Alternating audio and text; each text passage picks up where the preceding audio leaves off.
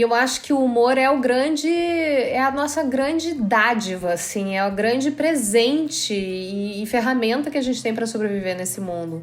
Não interessa o quão trágico ele seja. E é justamente, acho que às vezes até da tragédia que o humor pode surgir e ele surge até mais bonito.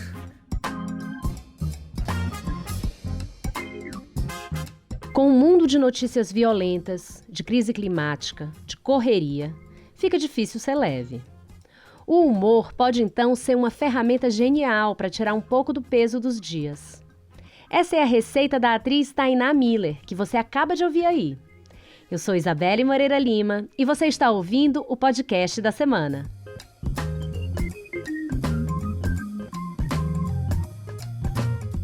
Muita gente não sabe, mas a Tainá Miller é muito engraçada. Ela é ótima de contar piada e, talvez por isso mesmo, de tirar piada das situações mais complexas.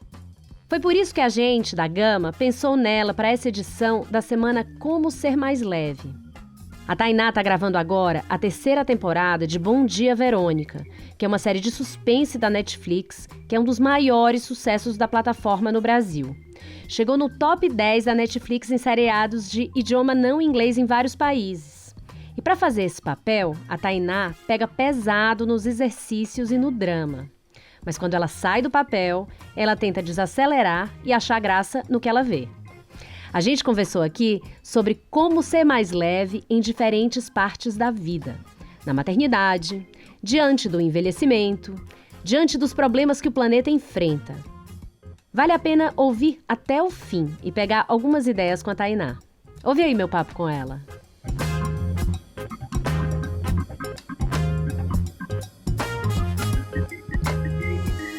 Tainá, o tema da nossa semana é como ser mais leve. E você, desde 2019, está num projeto cuja sinopse não tem nada de leve. Como é que é mergulhar em um trabalho tão intenso, de temática tão violenta e manter certa serenidade e leveza na vida pessoal? Olha, eu não vou mentir pra você, não é tão fácil assim. Sabe que a primeira temporada pra mim foi um pouco mais, porque eu vinha do teatro, estava fazendo a Marilyn Monroe no teatro, aí eu entrei nesse projeto e de fato acho que a primeira temporada me demandou um pouco menos, porque o drama, né, o grande drama ficava ali com os personagens do e da Camila. Então eu consegui fazer de uma forma intensa, mas muito leve, até porque o meu filho tinha 3 anos na época, eu não podia me permitir chegar em casa arrastando aquilo para casa. Então eu chegava, tomava um banho e ia brincar. Isso, né, o bebê traz muita leveza. Isso, assim, crianças e animais sempre trazem muita leveza, né? Agora eu tô com um cachorro aqui, então dá um trabalho, mas é isso, a gente fica na função e acaba que transforma mais, né, o cotidiano em algo mais leve. A segunda temporada eu já não posso falar a mesma coisa porque foi muito dura pra mim, muito dura. Era no meio não, mas assim, já pro final, mas ainda em pandemia. Eu tive que gravar toda no Rio. O meu filho estava estudando já, tinha voltado para a escola em São Paulo, então eu também não queria tirá-lo da escola depois de ficar tanto tempo sem, né, esse presencial. Eu tinha que fazer um exame de Covid por dia, às vezes 2, máscara, não conseguia ver o rosto de ninguém no set, e eu fiquei completamente isolada com medo de pegar Covid e parar o projeto. Com aquelas pessoas todas, com a responsabilidade que eu tinha, que era ver todas aquelas pessoas que ficaram desempregadas muito tempo, né, porque o audiovisual parou, né, assim como tudo, voltando a trabalhar e com muito medo de que o projeto parasse, porque uma vez que o projeto para, né, dependendo do cargo ali da pessoa dentro de um set, pode ser que substituam. Então, assim, era uma super responsabilidade para mim. A segunda temporada, eu te juro que eu demorei, olha, 1 ano para me recuperar. Foi super pesado, assim, emocionalmente. E eu acho que por causa disso também, porque a gente vinha já da pandemia, então todo mundo vinha muito desgastado, né, psicologicamente. E foi punk. Aí para essa temporada, que inclusive tá mais pesada do que todas, eu acho, não sei, eu tô achando essa temporada super forte, assim. Eu decidi que eu ia levar de uma forma mais leve. Então, assim, quando eu tô em cena, eu boto tudo ali. Quando eu saio, eu faço piada. Eu gosto muito do humor como uma ferramenta, sabe? E eu tenho um parceiro muito bom nisso no set, que é o Zé Henrique Fonseca, que é uma pessoa engraçadíssima. Ele tem um humor parecido com o pai dele, do Ruben, que eu conheci. Então ele consegue fazer piada nos piores momentos, e eu adoro isso. E eu rio muito com ele, a gente ri muito. E eu tô fazendo piada o tempo inteiro. Eu, assim, como a série já é muito pesada e séria, o jeito que eu acho de sobreviver é com humor. Mas isso é meio maluco, né? Assim, de desligar. Como você consegue virar essa chave tão rápido? De contar a piada aqui, você já tá numa cena super pesada. É porque eu acho que o humor, ele brota mais espontaneamente justamente desses momentos, né? Aquele clássico a gente ri de nervoso é muito isso, né? Então, é óbvio que eu não faço piada sobre o assunto que a gente tá lidando ali, porque não tem nenhum motivo pra piada pra isso, muito pelo contrário. Mas piadas banais do set, da nossa situação ali, que quando corta a câmera, elas têm um quê de, né, porque bem ou mal é tudo uma grande fantasia ali, né, aquele set não está acontecendo, ainda bem, então a gente pode se permitir rir daquilo, assim. E eu gosto muito de uma frase da Hilda Hilst, que falava que Deus é uma superfície de gelo ancorada no riso. E a Hilda tinha uma literatura muito densa, né, e muito existencialista, e muito onde amor, morte, sagrado, profano, tava ali o tempo inteiro, só que sempre com muito humor. E eu acho que o humor é a nossa grande dádiva, assim, é o grande presente e ferramenta que a gente tem para sobreviver nesse mundo. Não interessa o quão trágico ele seja. E é justamente, acho que às vezes até da tragédia que o humor pode surgir, e ele surge até mais bonito. Agora, com isso tudo, você nunca fez comédia, Tainá? Cara, eu fiz o teatro agora, o Brilho Eterno, tem uma coisa cômica e eu adoro fazer. Nas minhas personagens, eu sempre tento colocar algo de comédia, sabe? Apesar de eu nunca ter pego exatamente um papel cômico, mas eu comecei na TV, na primeira novela, assim, que eu fiz, com um papel de destaque, foi a Paula, de Insensato Coração, que era uma patricinha asquerosa, horrorosa, nojenta. E eu fazia, não tinha como eu não levar pro humor. Ela era tão asquerosa, aquela criatura, e ao mesmo tempo ela era tão possível, porque existem pessoas asquerosas assim, que eu me divertia muito fazendo. Então tinha umas coisas engraçadas dela, assim. Mas assim, eu acabo que sou sempre chamada para esses papéis mais dramáticos, mais densos. Mas, assim, eu tento sempre dar uma pitadinha, às vezes, quando eu posso, sabe? De comédia. Mas eu adoraria fazer uma comédia. Eu fiz uma comédia. Fiz o Edifício Paraíso com Michel Melamed, da Fernanda Young. Foi uma série, uma pena, assim, foi no GNT. Acho que muita gente, né? Não foi muita gente que assistiu, mas é uma série super legal que eu fiz. Eu me diverti tanto, tanto com o Michel. O problema é que eu sou, assim, uma pessoa de riso frouxo. Então eu entrei numa crise de riso uma hora. Pedro Amorim estava dirigindo. Meu Deus, que vergonha. Eu não consigo mais olhar pro Pedro, porque eu tenho vergonha nesse momento. Porque eu entrei numa crise e nunca mais parei. Sabe quando começa, tipo, tá, beleza. Primeiro é engraçado, depois, putz, né? E aí? E assim, o set correndo, né? E tempo é dinheiro no audiovisual. E eu e o Michel não consegui olhar pra cara do Michel. Eu achei que assim, ferrou, eu não vou mais conseguir fazer a série. Eu vou ter que sair da série porque eu não consigo olhar pra cara dessa criatura sem rir. Enfim, coisas que acontecem. Na Verônica tem uma coisa de preparo físico também bem intenso, né? Eu vi no seu Instagram muito pilates, boxe. Essas coisas, elas acabam ajudando também a dar uma extravasada quando a tensão pega e deixar de alguma maneira mais leve, você acha? Com certeza. O boxe foi uma descoberta que a Verônica me trouxe, assim. Eu acabei de fazer, inclusive, uma aula. O boxe é muito bom porque ele realmente se coloca ali quando você tá com raiva ou nervosa ou TPM, aí é que você vai bem no boxe. E é isso, é uma extravasar a energia, né? Eu sou uma pessoa tendo a ser muito acelerada e ansiosa. Então eu não consigo não fazer exercício físico mais, não é nem uma questão só de saúde física, é mental mesmo, assim, eu preciso jogar a energia pra fora, porque senão eu paro de dormir, aí eu começo a ter ideia no meio da noite, querendo criar peça de teatro, não sei o que, no meio da noite, né, aquela coisa. Então o exercício físico me ajuda muito, muito, sim.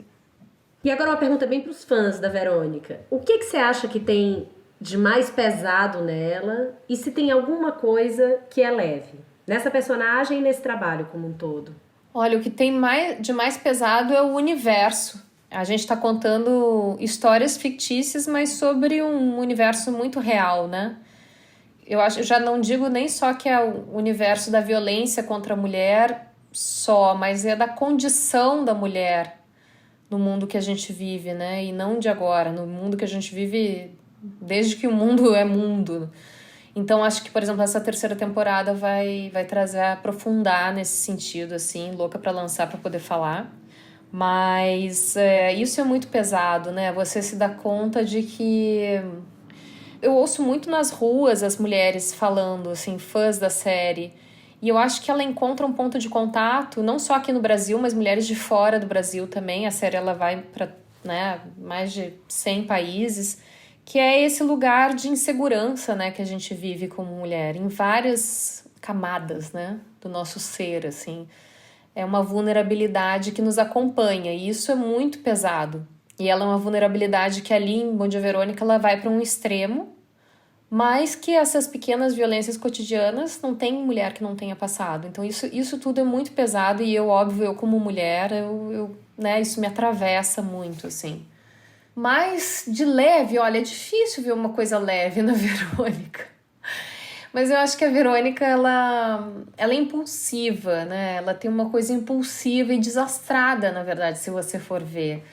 Ela pode até ter uma destreza física, mas as atitudes dela são absolutamente desastradas, porque acaba que meio que dá errado o que ela se propõe.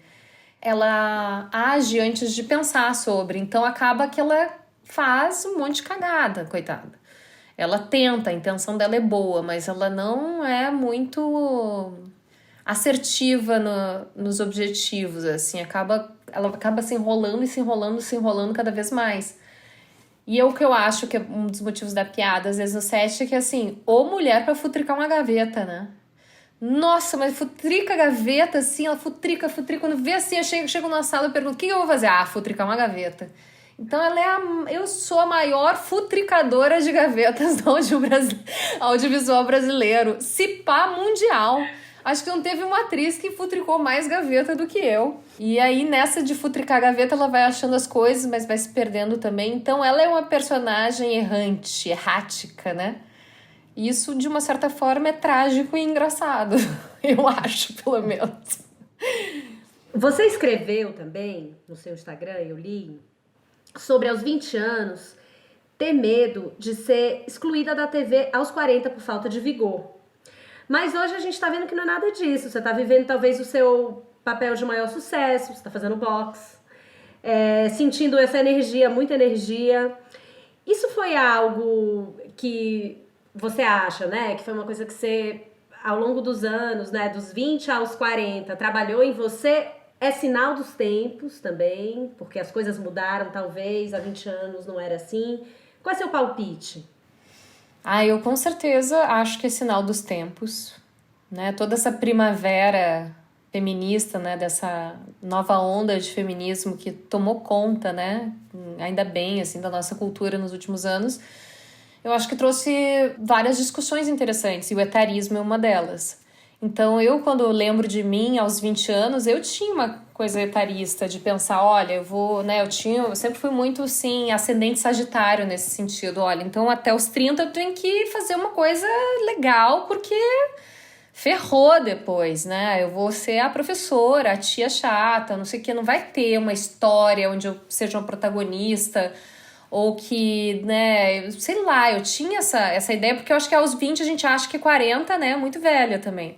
Só que aí o lance é que a vida vai passando, você vai chegando aos 40 e você vai vendo que não, que na verdade a tua cabeça é a mesma, né, melhor, enfim. Mas eu me sinto com muita vitalidade ainda. E assim, vitalidade talvez mais do que quando eu tinha 30, porque eu era mais perdida, né? 20 então nem se fala. Credo ter 22 anos de novo. Nossa, credo. Se falasse assim, quer ter... Não quero. De jeito nenhum. Prefiro testar os 50 do que voltar para os 22. Então, assim, a gente perde muita energia em coisas que não valem a pena, né? Então, eu acho que foi uma descoberta boa, assim... Se a Tainá de 20 anos soubesse a Tainá de 40, sei lá, que eu estaria assim, né, fazendo uma personagem onde o meu corpo tá totalmente a serviço ali daquela personagem de uma forma bem brutal, assim, né? É isso, é boxe, eu rolo, eu deito, é cena de luta, é muita coisa que me exige fisicamente, emocionalmente, assim. Realmente eu preciso estar no auge do meu vigor. E eu tô completamente preparada e dando conta disso, e isso me transborda um pouco pra vida, sabe? Me faz acreditar que é isso, que pode estar só começando. Várias histórias podem só estar começando agora, aos 40.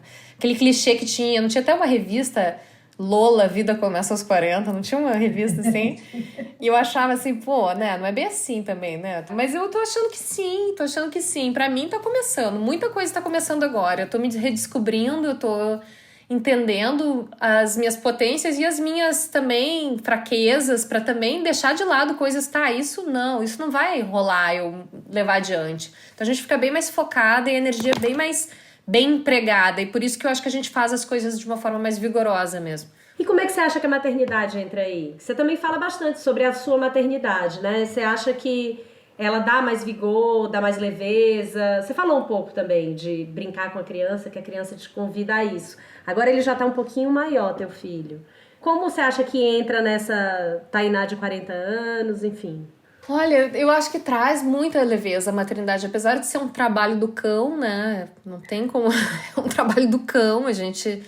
Meu Deus, né? Às vezes fica assim, ainda mais quem tá trabalhando, né? Eu fazendo Verônica ontem, o Martim, sei lá, não queria tomar banho, entendeu? E eu, mas vamos lá, paciência. Eu acho que a maternidade me ensinou a lidar com pessoas de uma forma geral.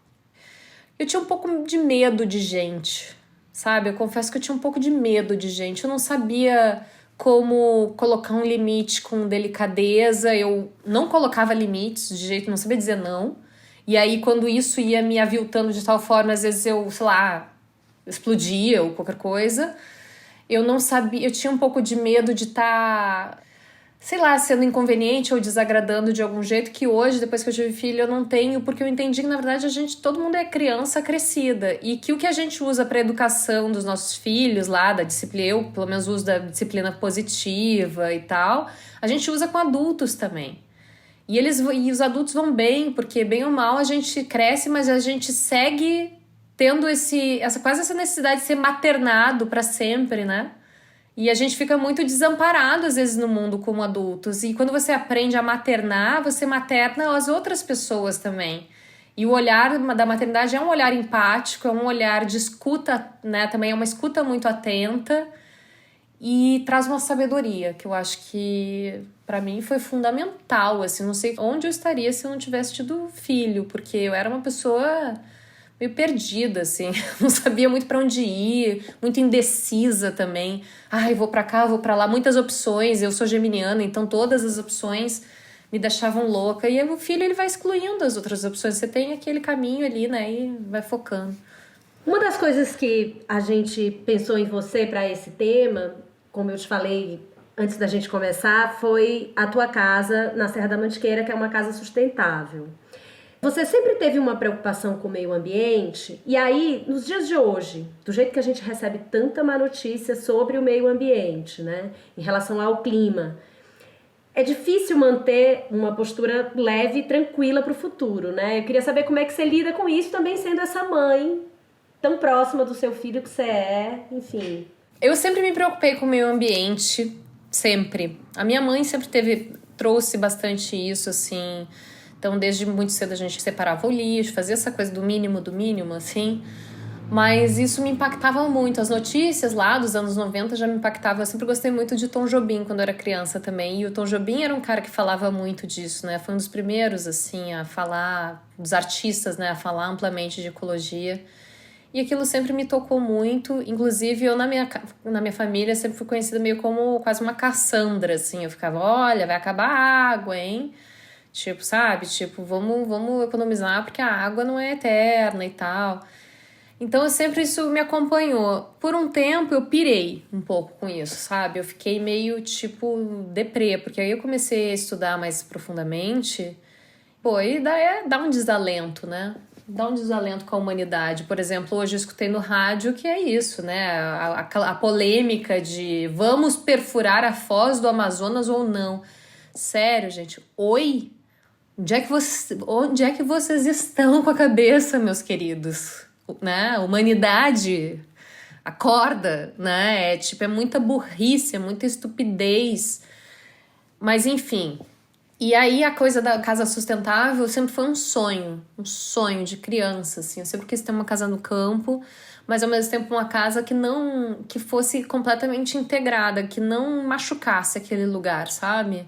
Não queria chegar cortando árvore e fazendo e ocupando aquele lugar para fazer o lugar se transformar conforme a minha necessidade, mas e me integrar. Aí achei esse terreno que tinha uma casinha lá já de 40 anos, eu não quis nem derrubar ela, eu usei ela para reformar, aí usei tijolos ecológicos que usam 90% menos de água, foi uma reforma limpa. Aí tinha uma fossa de sumidouro, eu transformei em biodigestor. O fogão a lenha que eu uso para cozinhar e aquecer o ambiente ao mesmo tempo aquece o banho, então é uma única energia, né, que é aquela lenha queimada, ela tem 3 funções na casa. Ela é toda de fotovoltaica e ela não é ligada no sistema, assim, né, de forma alguma. E isso me traz uma sensação, pelo menos psicológica, de autonomia muito grande e, ao mesmo tempo, uma experiência, principalmente pro Tintim, pro meu filho, disso. A gente não pode ficar... A nossa energia, ela é limitada lá na casa, porque depende do sol. Então, tudo a gente calcula. Então, a gente ficar lá é um exercício, sabe? Então, assim, a lenha a gente vai pegar pra noite, que aí vai ter a hora de acender o fogão, por exemplo, fica muito frio, que aí vai nos esquentar, que aí o banho... É tudo muito calculado. E isso, pra mim, é um super exercício, sabe? Que com organização dá pra viver com muito pouco, na verdade. Nossa casa é super simples, assim, tem 2 quartinhos, é micra. O Martim... tem uma vivência de coisas assim que, tipo, não é assim a luz que acende a luz e vem sei lá de onde. Ele sabe de onde vem essa energia, ela sabe que ela é limitada, ela sabe que as coisas gastam. Tal lâmpada gasta mais, um eletrodoméstico gasta outro tipo de energia. E é isso, é uma grande experiência de um sonho realizado, assim. E eu penso que se der merda, eu vou, sei lá, vou pra lá, plantar, não sei o que eu vou fazer. Se der merda, se não der também, se eu cansar do sistema, porque o sistema cansa, né? Vamos combinar que o sistema, ele é a sociedade do cansaço mesmo, como o Bill Churran falou, né? Aí eu te pergunto, como ser mais leve? É verdade, tem a pergunta como ser mais leve. Essa é a pergunta da semana, o que você acha? Como é que dá pra ser mais leve? Olha, eu acho que muito simples, na verdade, é fazer a sua parte, sabe? Fazer a sua parte. O que é ser leve? É consciência leve, né? Viver em coerência, né? Não adianta ter um discurso e viver de outra forma. Viver em coerência, fazer a sua parte. Você não vai salvar o planeta sozinho. Esquece, não vai. E fazer a sua parte não é só postar no Instagram. É fazer mais do que postar no Instagram. É tipo fazer no seu dia a dia, nas suas escolhas de consumo, nas suas escolhas, principalmente nas escolhas de consumo, né? Você ter a responsabilidade de que aquilo que você compra é seu, e aquilo que é seu vai virar lixo, que não existe lixo, na verdade, que tudo é planeta, então ele vai voltar para o planeta. Você vai fazer uma escolha de comprar algo de plástico ou não? Você precisa realmente daquilo? Como é que você faz essa coisa que você comprou ter uma vida longa de utilidade maior? Você vai passar adiante, você vai... Entendeu? São essas pequenas escolhas, assim, como é que você vai educar o seu filho, né? Isso são coisas que fazer a sua parte que vai botar um tijolinho ali para a mudança do mundo. Agora, de resto, o que está me trazendo mais leveza é a desistência também, de uma certa forma. Sabe? Uma desistência de querer achar que o meu nervosismo, a minha apreensão, vai mudar o mundo. Não vai, né? Existe uma coisa chamada livre-arbítrio. Existe o individual e existe o coletivo. Infelizmente, coletivamente, por um caminho ou por outro, né? Poucos estão escolhendo pela gente. Isso que é o problema, né? São, sei lá, meia dúzia escolhendo por uma humanidade inteira. mas calhou dessas pessoas estarem no poder, elas estão escolhendo uma coisa, né, parecem estar escolhendo o buraco. O lance é de a gente fazer força, pressão social para que eles façam escolhas melhores, mas se a gente não escolher o caminho da salvação, que pena, né, humanidade, porque a Terra está nos dando várias chances, né? A Terra fica aí tentando se consertar, e faz frio, faz quente, está tentando se equilibrar, coitada, da forma que dá. E a gente só segue tirando, né? Mas o lance é também não ficar muito aprofundando, sabe? Eu fiquei uma época obcecada. Eu fui estudar filosofia contemporânea e fiquei deprê. O Henrique, meu marido, falou assim, comprou uns livros de filosofia, ele falou assim, agora acho que eu tô a fim de voltar pra academia. Daí eu falei, parabéns, boa sorte. Se você quer ser triste, leia esses livros aí, Antropoceno, né? Leia, fique bem triste, bem triste. Então a ignorância também é uma dádiva. Não entrar muito, fazer a sua parte, né? Mas ao mesmo tempo não ficar ali pirando com o fim do mundo, porque informações é que não faltam. Tô entendendo o que você falou sobre rir da desgraça. Tô entendendo. Mas ao mesmo tempo eu também tenho o que traz leveza também, eu tenho uma esperança, sabe? Ao mesmo tempo que a gente parece vivendo uma coisa meio sem luz no fim do túnel, eu acredito que tem eu não sou uma pessoa cética, eu acredito que existe uma arquitetura incompreensível, invisível das coisas. Então, aos pouquinhos, a coisa vai andando, sabe? Isso me traz esperança e leveza, eu acho. Tainá, e tem outra recomendação que você acha que dá para fazer para quem tá buscando essa vida mais leve? Algo que a gente pode fazer na nossa vida, assim, pequenos ajustes? Sobre vida leve? Glúten. Eu não como glúten. Eu tenho ficado bem mais leve, sem trigo. Para quem leu, né, o Sapiens, do Harari, a gente se livrar da escravidão do trigo é uma leveza, gente. Meu Deus do céu, eu sei que é brabo. Um pãozinho de manhã quentinho tem seu valor, né? Tem seu valor, mas assim, a alimentação, sabe? Uma coisa que é um caminho de leveza pra mim, assim, o que a gente tá botando pra dentro, porque já é tanta toxicidade, né? Então, isso, eu tô num momento leve. Tava num momento super pesado depois da segunda temporada, pós-pandemia e tal. Terapia, né? Terapia é uma coisa fundamental. Agora, a tristeza é que não é todo mundo que tem acesso, né? Às condições de ter uma vida leve. É um puta privilégio dizer que consegue ter uma vida leve, né? Porque a galera tá no corre aí, não tá na sobrevivência. Então a leveza fica em 10º lugar, né? Então só resta o humor mesmo. O humor é de graça. Tainá, foi um prazer enorme falar com você. Obrigadíssima.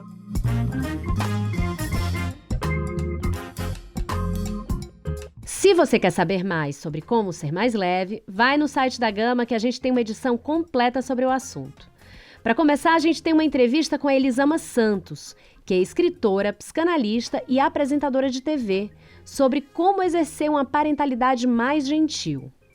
A gente traz também histórias inspiradoras de gente que fez mudanças significativas na vida para ter uma existência mais leve. E tem também uma série de dicas do que fazer para conseguir desapegar na hora de viajar e levar menos tralha.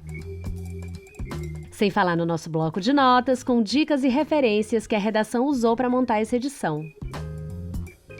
Se você gostou deste podcast, eu te convido a ouvir outros episódios. São muitas, mas muitas entrevistas com gente bacana. Olha só quem já pintou por aqui. A apresentadora de TV e especialista em organização Micaela Góes, a atriz e diretora Bárbara Paz, que fala sobre paixão, e a ativista feminista Lola Aronovich sobre como o masculinismo é um tipo de fake news. Em plataformas de áudio como Spotify e o Deezer e no site da Gama, você pode ouvir o podcast da semana. Com roteiro e apresentação de Isabelle Moreira Lima, este é o podcast da semana. A cada 7 dias, um tema novo para você. A edição de som é do Pedro Pastoriz. Até semana que vem!